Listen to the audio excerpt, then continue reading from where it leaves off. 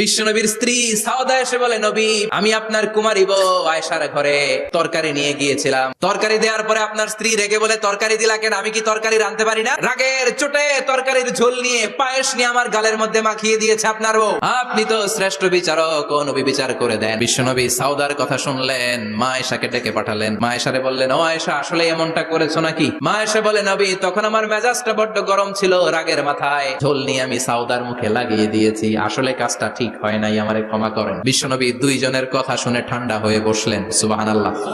দুইজনের কথা শুনে বিশ্বনবী বললেন, আমার আদালতের রায় হচ্ছে কিসাস। সাউদাকে যেমনি তুমি পায়েস মাখিয়ে দিয়েছো, সাউদাও পায়েসের বাটি থেকে কিছু পায়েস নিয়ে আয়েশার গালে মাখো। সুবহানাল্লাহ পড়েন।